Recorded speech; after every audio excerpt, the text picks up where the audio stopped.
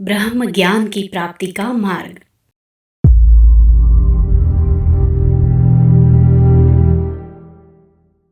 संसार के अधिकांश दुखों का कारण सांसारिक विषयों की कामनाएं और भोग लिप्सा ही होती है।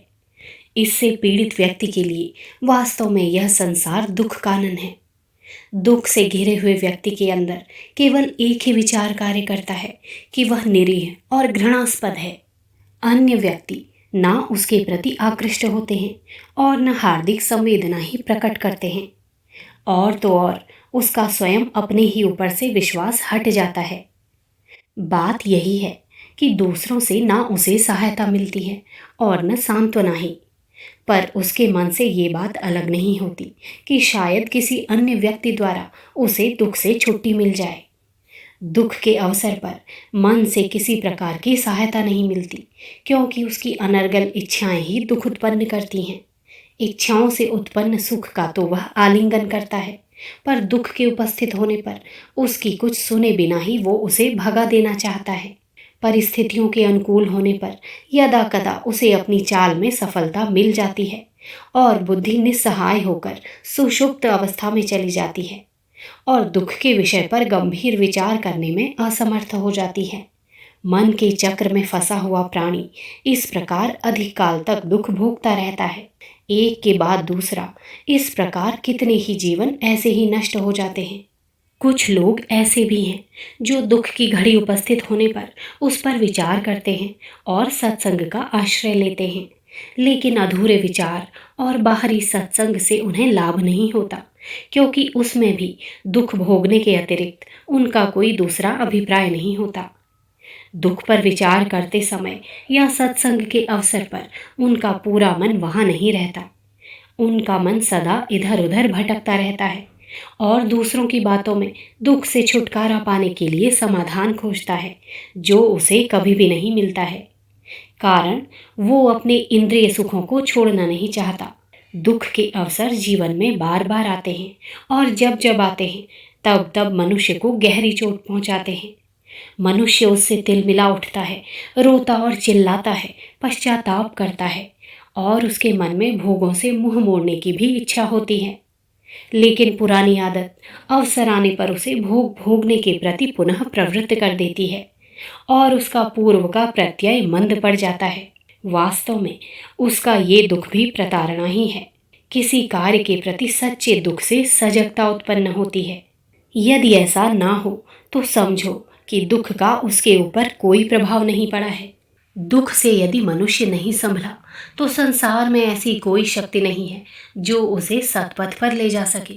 जिस मनुष्य ने जिंदगी की बातों को अर्थात उसके सुख दुख को भली प्रकार समझ लिया है और जिसके मन में दुखों से छुटकारा पाने की तीव्र इच्छा उत्पन्न हो गई है, उसे जीवन पर्यंत सत्संग करते रहने की कोई आवश्यकता नहीं रह जाती। सत्संग से बहुत कम लाभ उठाने वाले वे ही व्यक्ति होते हैं जो सदा सत्संग करते रहते हैं, लेकिन अपने को समझने की कभी कोशिश नहीं करते। अन्य सोसाइटियों की भांति सत्संग भी उनके लिए वार्तालाप करने का एक साधन हो जाता है। कहीं दो घड़ी बैठकर वहां भी वे अपना मन बहला लिया करते हैं। ऐसे लोगों के अज्ञान का जल्दी अंत नहीं होता। जीवन की किसी बात को सम्मुख रखकर जिसको कि समझने की उसे अत्यधिक आवश्यकता है, यदि वो किसी संत के पास जाता है तो संभव है कि उसे अल्पकाल के सत्संग से ही बहुत बड़ा लाभ हो जाए। लेकिन जो केवल बात सुनने एवं समय बिताने की गरज से सत्संग करता है, उसे बहुत कम और देरी से लाभ होता है। सत्संग का अभिप्राय है मार्ग में किसी बाधा के आ जाने पर उसका समाधान कर लेना। हर बात को समझते और साधते हुए आवश्यकता उपस्थित होने पर सत्संग से लाभ उठाते हुए जीवन को ले चलने पर मार्ग सुगम हो जाता है। मनुष्य का जीवन एक वाटिका है। वाटिका को अच्छी दशा में रखने के लिए उस पर सब ओर से निगाह रखनी आवश्यक है।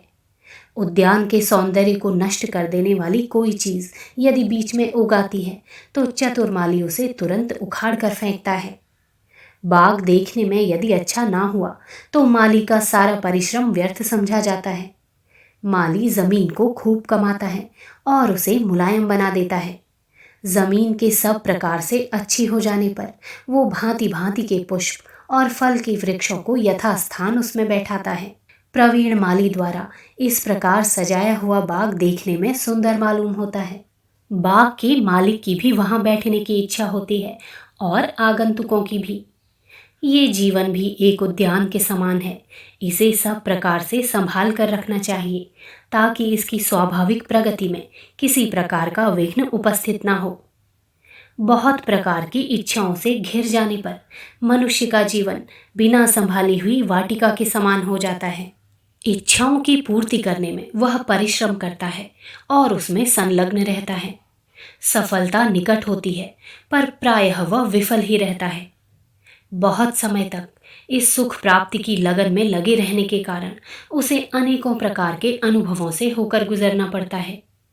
सुख के बीच उसकी प्रतिक्रिया से उसे प्रत्यक्ष आघात पहुंचता रहता है, फिर भी वह उसी को सही जीवन समझता है। दुख के बहुत बढ़ जाने पर जीवन कभी कभी उसे भार मालूम होता है। इस घबराहट के बीच उसके मन में एक ही धुन रहती है कि विपरीत स्थिति और दुख से किस प्रकार छुटकारा मिले। इसके लिए वह ना करने योग्य कार्य भी कर डालता है। दुख के बहुत बढ़ जाने पर मन और बुद्धि पर उसका काबू नहीं रह जाता। मन की अतिशय खिन्न दशा में तो प्राणी शरीरांत तक चाहने लगता है। अशांत चित्त की यह बहुत ही मलिन दशा है। इसलिए दुख की साधारण दशा में होश के रहते हुए जब चित्त में सजगता उत्पन्न हो तो इस अवसर को हाथ से न जाने देना चाहिए। दुख के समय उत्पन्न हुई सजगता के चिर स्थायी बनाए रखने के लिए उचित प्रतिविधान करना चाहिए। चूंकि हमें अपने सुख का आवश्यकता से अधिक ध्यान रहता है, इसलिए जीवन में ये सारी गड़बड़ी और मुसीबतें हैं। इंद्रिय सुख के संबंध में प्रत्येक का यही अनुभव है कि वह ऐसा सुख नहीं है जो मनुष्य को निश्चित कर दे। प्रत्युत वह दिनों दिन कष्ट उत्पन्न कर बंधन को बढ़ाता ही रहता है। इस सुख में तृप्ति नहीं है। किसी भोग को कुछ समय तक स्थायी रखने से मनुष्य को उसकी आदत पड़ जाती है, फिर तो अनायास ही अचेतन मन उस काम को कर बैठता है। इंद्रिय सुखों में यदि कोई विघ्न और निर्बंध ना होता तो कदाचित इसको भी स्वाभाविक कहा जा सकता और फिर उससे छुटकारा पाने की कोई बात ना सोची जाती। संसार में दिखलाई यही देता है कि विघ्न बाधाओं से विमुक्त होकर कोई भी व्यक्ति इंद्रिय सुखों को नहीं भोग सकता है। किसी भी सुख के भोग में सबसे बड़ा विघ्न तो अपना शरीर ही है। इसके अतिरिक्त परिस्थिति की विभिन्नता के अनुसार अनेकों प्रकार की दिक्कतें हैं जो मनुष्य के सामने रोज आया करती हैं और मनुष्य उनका नित्य प्रति अनुभव किया करता है। देखने और विचार करने पर यह भी मालूम पड़ता है कि सुख ऐसा कोई कार्य नहीं है जिसके लिए हमें बाह्य किसी भी वस्तु पर निर्भर रहना पड़ता हो या हम पर उसकी प्रतिक्रिया ना होती हो। ऐसी दशा में कौन प्राणी ये कह सकता है कि उसका सुख विघ्न बाधाओं से रहित है। जब यह दशा है तो मनुष्य के लिए आवश्यक हो जाता है कि वह अपने सुख दुख के प्रति सजग होकर जीवन की बातों को समझने की कोशिश करे और अपनी किसी इच्छा का जबरदस्ती दमन ना करके उसके रहस्य को समझे। इच्छा का रहस्य जब भली प्रकार अवगत हो जाता है तब उसे त्याग करने में दुख नहीं होता। उचित प्रयास द्वारा मनुष्य उसे छोड़ने में समर्थ होता है। ये काम भी आसान नहीं है। यदि मनुष्य सदा सजग रहे तो संभव अवश्य है। यदि मनुष्य अपने चिरकाल के अभ्यास को नहीं छोड़ पाता तो उसे कोई दूसरी संज्ञान युक्ति बतलाई भी नहीं जा सकती। ऐसे असमर्थ प्राणी सदा दुख में ही अपना जीवन व्यतीत करते हैं। मनुष्य को सच्चे मार्ग पर लाने के लिए दुख से बढ़कर कोई वस्तु नहीं है। दुख ही मनुष्य को सजग होने का अवसर प्रदान करता है। सजगता द्वारा जीवन का बोध हो जाने पर उसकी गति स्वाभाविक हो जाती है। आरंभ में चित्त पहले से भी अधिक अशांत हो जाता है, लेकिन यह अशांति सजगता के प्रकाश में धीरे धीरे कम होने लगती है। आरंभ की यह वह परेशानी है जो जीवन को समझ की राह पर ले जाती है। जीवन की त्याज्य बातों को समझकर ज्यों-ज्यों मनुष्य उन्हें आसानी से छोड़ सकने में समर्थ होता जाता है, त्यों-त्यों उसका जीवन अधिकाधिक स्वाभाविक और गंभीर बनता जाता है। त्याग की हुई वस्तु में फिर उसका राग नहीं रह जाता। छोड़ने पर मन में उसके प्रति ना कोई क्षोभ होता है और ना उस पर विजय प्राप्त करने का गर्व ही। वह प्राणी अपनी किसी दशा में प्रतिहत नहीं होता।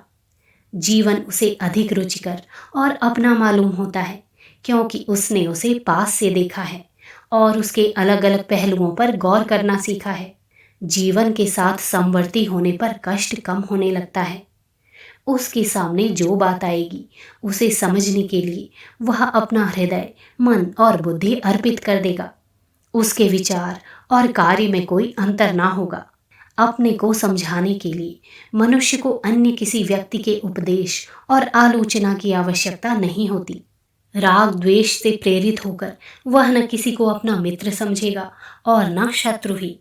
वह मनुष्य अपने को समझने में इतना संलग्न हो जाएगा कि बाह्य समस्त वस्तुएं उसके लिए उपेक्षणीय हो जाएंगी।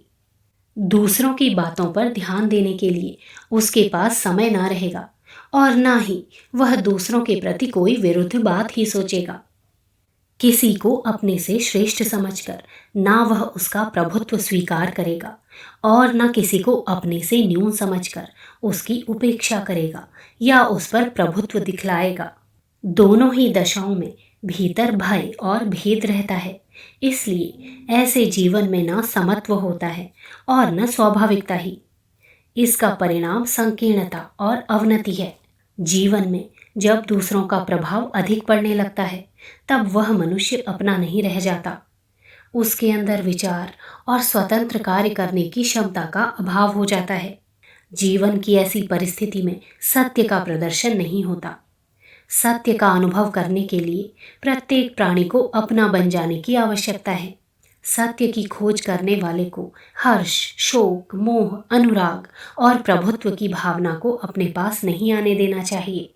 ये दशाएं मन को उत्तेजित करने वाली होती हैं। चित्त को ऐसी स्थिति में रखा जाए कि उस पर बाहरी कोई बात अपना प्रभाव ना डाल सके। चित्त में जब आनंद और निरालंब प्रेम स्थान पा लेता है तब अपने पराये का भेद मिट जाता है। ऐसा पुरुष ना कभी उदास रहता है, ना मन लगाने के लिए किसी अवलंब की आवश्यकता अनुभव करता है। जीव जंतु और लता वल्लियों के साथ उसका सौहार्द हो जाता है। कष्टदायक अवसरों का भी जीवन में अभाव होना आरंभ हो जाता है। मन सदा प्रसन्न और एकाग्र रहने लगता है। संसार के साथ उसका अम्लान प्रेम का संबंध स्थापित हो जाता है। संसार की प्रत्येक वस्तु में वह अपना रूप देखता है। उसको सर्वत्र सत्य का दर्शन होता है और प्रत्येक अवस्था उसके लिए आनंद की अवस्था हो जाती है। वायु के रूप में वह संसार की सैर करेगा। फूल पत्तियों और घास के साथ वो नृत्य करेगा। आकाश उसका रूप होगा। जल, पृथ्वी और अग्नि उसके बाह्य प्रतीक होंगे। संसार की प्रत्येक वस्तु के साथ जब एकता और मैत्री स्थापित हो जाएगी तब वो खिन्न और भयातुर क्यों रहेगा। शुद्ध और पवित्र मन के अंदर उच्च और वांछित भावना उदय होती है। ऐसे उद्योधित पुरुष संसार में आनंद प्रसार करने के केंद्र बन जाते हैं। व्यक्त और अव्यक्त दशाओं में उनके द्वारा कार्य संपादन होता रहता है। आनंद उपलब्धि की यह ऐषणा स्वार्थ की भावना नहीं है। इसमें निवास करने से मन के संकल्प विकल्पों का तिरोभाव हो जाता है। जीवन की इस स्थिति में प्रयास नहीं रह जाता। यह जीवन की शुद्ध और सात्विक सहज दशा है। ऐसे व्यक्ति को देखकर दूसरे प्राणी भी इस शुद्ध भावना को ग्रहण करने की इच्छा करने लगते हैं और इस ओर अपना प्रयास आरंभ कर देते हैं। इस शुद्ध अवस्था की प्राप्ति एक ही क्षण में नहीं हो जाती, पर इसमें हताश होने की कोई बात नहीं है। सत्य सबके लिए एक और अनिवार्य है।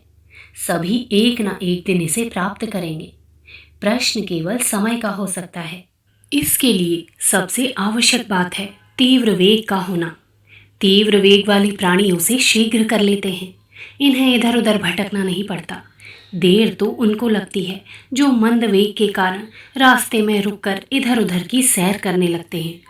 भिन्न भिन्न उपायों द्वारा लोगों ने इसकी खोज की और उनका कहना है कि सत्य की प्राप्ति के लिए मार्ग अनेक हैं, किंतु सत्य की प्राप्ति का मार्ग केवल एक है और वह है सृष्टि और जीवन के रहस्य को समझना। इसे लोग जब तक भली प्रकार नहीं समझ लेते तब तक वे अनेकों मार्ग और अनेकों उपायों द्वारा अनुभव प्राप्त करने की चेष्टा करते रहते हैं।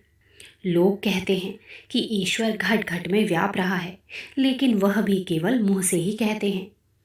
इस सत्य को समझ लेने पर प्राणी अपने प्रत्येक कार्य का जिम्मेदार हो जाता है। वह अपने अंतरात्मा की ध्वनि को सुनता है और उसके अनुसार आचरण करता है, अर्थात वह प्रत्येक कार्य में अपने हृदय और मन को एक करके कार्य करने की चेष्टा करता है। हृदय और मन में एक ही बुद्धि का विकास है। अंतःकरण में ईश्वर, सत्य तथा जीवन की अनुभूति हो जाने पर प्राणी अपने समस्त कार्यों के प्रति सावधान हो जाता है। उसका यह पथ जीवन की वास्तविकता को सामने रखता है। इससे जीवन स्वाभाविक और सरल बनता है। फिर उसके अंदर ईश्वर प्राप्ति और सत्य को जानने की भी कोई इच्छा नहीं रह जाती। प्रत्युत उसका जीवन ही सत्य हो जाता है। उसका प्रत्येक आचरण, व्यवहार और कार्य इस प्रकार का होता है कि उससे कोई कर्म बंधन नहीं स्थापित होता। इस प्रकार का समत्वमय जीवन ही सत्य है और इसमें ईश्वर का दर्शन है। सत्य की अनुभूति के बाद सब बातों और सब दशाओं में मनुष्य अपनी सत्ता का अनुभव करता है। संदेह उसके मन से हट जाता है। प्रत्येक स्थिति में वह सत्य के अंदर निवास करता है। अकेलेपन की भयावह दशा का अंत हो जाता है। प्रतिक्षण सत्य के सम्मुख होने से वह सदा आनंद में निवास करता है। सत्य विहीन की दशा जल से बिछड़ी हुई मछली की सी होती है। कुछ क्षण तक तो जीवित रहते हैं, लेकिन उनके जीवन में आनंद, उत्साह और सार नहीं रहता। उनकी दशा उस मीन की सी होती है जो किसी मछुए के जाल में फंसकर अतिशय दुख से प्राण त्याग करती है। अपने किसी क्षणिक सुख के कारण यदि किसी मनुष्य ने अपनी दशा को इसके कुछ अतिरिक्त समझा है, तो वास्तव में वह भ्रांत है और अपने जीवन को भली प्रकार नहीं समझ रहा है। संसार एक बहुत ही बड़ा जाल है। उसके असंख्य छिद्रों में मनुष्य अपनी इच्छाओं की तृप्ति देखता है और लोभ मोह के कारण उसमें फंसने की चेष्टा करता है। एक बार फंस जाने पर उससे निकलना कठिन है। अतः मनुष्य को श्वास प्रश्वास में सचेत रहना चाहिए। इसके अतिरिक्त कोई दूसरा उपाय नहीं है। पूर्ण सचेत हो जाने पर कर्तापन का भाव भी जाता रहता है और उसे कोई वस्तु अपने में फंसा नहीं पाती। आनंद की सत्ता से अधिक महत्वपूर्ण वस्तु जब दूसरी नहीं है, तब संसार का क्षणिक सुख दुख पश्चिम में डूबते हुए सूर्य की भांति मन के दूर देश में कहीं अस्त हो जाता है। यह जीवन में तटस्थता की दशा है, जहाँ संसार के वैभव आकाश में स्थित प्रातःकालीन नक्षत्रों की भांति फीके होकर आनंद के परम प्रकाश में विलीन हो जाते हैं। आनंद की प्राप्ति के पश्चात संसार की बातों का चित्त पर असर ही नहीं होता। फिर कोई भी पदार्थ अपनी ओर आकृष्ट नहीं करते। सारे प्रपंच मिट जाते हैं। जब यही एक वस्तु जीवन में प्राप्त करने के योग्य है, बल्कि यही जीवन है, तब मनुष्य यहाँ के सुख दुख के पचड़े में पड़कर व्यर्थ अपना समय क्यों नष्ट करता है। मार्ग में यदि कोई प्रतिरोध आ जाए तो उस पर विचार करना चाहिए और उसे समझने की कोशिश करनी चाहिए। आनंद को संपूर्ण रूप में प्राप्त कर लेने की प्रत्येक मनुष्य के अंदर अभिलाषा होनी चाहिए। इस पथ पर चलते हुए भी ऐसा नहीं है कि कोई दुख ना पावे। दुख के आने पर उसे टालने की व्याकुलता ना हो। ऐसा करने से लगन के होते हुए भी लक्ष्य तक पहुंचने में विलंब होगा। आनंद की अनुभूति कोई किसी को करा दे, यह संभव नहीं है। अपने ही प्रयास से जीवन की ये स्थिति प्राप्त की जाती है। यह कोरी कल्पना नहीं है। बोधपूर्वक प्रयास करने पर इसमें सफलता मिलती है। यह ध्रुव सत्य है। प्रत्येक मनुष्य अपने पुरुषार्थ और प्रयास के द्वारा इसे प्राप्त कर सकता है। लोगों के जीवन में विभिन्नता अवश्य दृष्टिगोचर होती है, लेकिन यह कोई रुकावट नहीं है। सत्य वस्तु में कल्पना के लिए कोई स्थान नहीं है। चूंकि बहुतों के मन में सत्य को जान लेने की इच्छा और लगन है और किसी सरल मार्ग की खोज है, इसलिए उनको इस पथ पर चलने के लिए प्रस्तुत हो जाना चाहिए। एक बार सजग होकर पैर आगे बढ़ा देने पर फिर निराश नहीं होना पड़ता और मनुष्य पीछे कदम हटाना पसंद नहीं करता। समझ बूझकर जब हम इस पथ पर पैर रखेंगे, तब हमारे अंदर सुख दुख के रहस्य को समझने की क्षमता आ जाएगी। सुख का प्रसंग आने पर हमें फूलना नहीं चाहिए और दुख के प्रसंगों से घबराना नहीं चाहिए, बल्कि उनके बीच में रहते हुए उनके रहस्य को समझकर उनसे मुक्त हो जाना चाहिए। आनंद ही एकमात्र सत्य है। यही एक स्वाभाविक मंदिर है जहाँ सबको आना है। यहाँ बैठकर आप सच्चे ध्यान में निमग्न हो सकते हैं। इसको एक बार दृढ़तापूर्वक अपना लेने से सारा संदेह दूर हो जाता है। ऐसी स्थिति में मनुष्य संसार का हो जाता है और संसार उसका हो जाता है। अहम की पृथक भावना मिटकर विराट में लीन हो जाती है। राग द्वेष की अग्नि सदा के लिए बुझ जाती है। इस आत्यंतिक आनंद के प्राप्त कर लेने पर मनुष्य स्वतंत्रता पूर्वक संसार में विचरण करता है। जो मनुष्य पूर्ण स्वतंत्र है और आनंद में स्थित है, वे संसार के सामने कुछ सही बात रख सकते हैं। आनंद में प्रतिष्ठित हो जाने पर पुरुष प्राणी मात्र का मित्र हो जाता है और प्रेम ही उसका मुख्य आचरण रहता है। प्रेम के अतिरिक्त उसके पास और कोई वस्तु नहीं रहती। इस स्थिति को प्राप्त कर लेने पर एक को अनेक में देखने की क्षमता स्वाभाविक ही रहती है। यही मोक्ष की स्थिति है। पुस्तक गायत्री मंत्र के तत् अक्षर की व्याख्या, ब्रह्म ज्ञान का प्रकाश। लेखक पंडित श्री राम शर्मा आचार्य।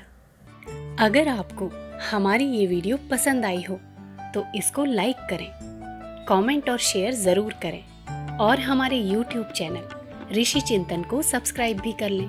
साथ ही बेल आइकन को भी दबाएं ताकि आपको आने वाली वीडियोस की नोटिफिकेशंस मिलती रहें। धन्यवाद।